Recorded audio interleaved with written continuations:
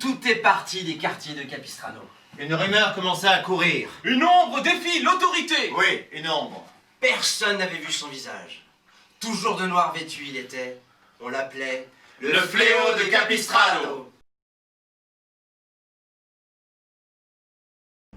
Quand Cyril, le metteur en scène, m'a appelé pour me dire que j'avais le rôle de Zorro, j'étais très heureux évidemment parce que j'allais jouer un personnage qui est légendaire, que tout le monde connaît, que tout le monde a dans son imaginaire. Et donc j'ai sauté au plafond. Et en même temps, j'ai eu quand même cette petite appréhension à me dire, bon, quand même, tu vas jouer Zorro, c'est pas n'importe qui. Zorro, c'est quelqu'un qui est très sportif, c'est le meilleur escrimeur, c'est le cavalier le plus rapide, il gagne toujours ses duels, il est très sportif, très athlétique, puis il y avait aussi cette part de musique que Cyril a voulu ajouter au spectacle. Alors je me suis dit, bon, déjà pour le côté chanson, on va se remettre à la guitare, parce que moi ma guitare je l'avais un petit peu laissée de côté pendant quelques années.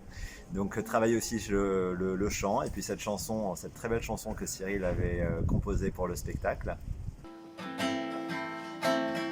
Oserais-je l'embrasser dans la douce lumière?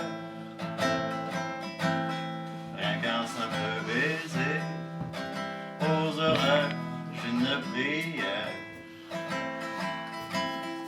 Et je me suis dit quand même, Zorro il se bat très bien, et même si là, les combats d'épée qu'on va faire dans le spectacle, ils vont être chorégraphiés évidemment, mais ça peut être bien quand même que je sache un petit peu me servir d'une épée, donc j'ai cherché un cours d'escrime, et je me suis inscrit dans un cours d'escrime de spectacle avec le maître d'armes François Rostin dans le 9e arrondissement, voilà.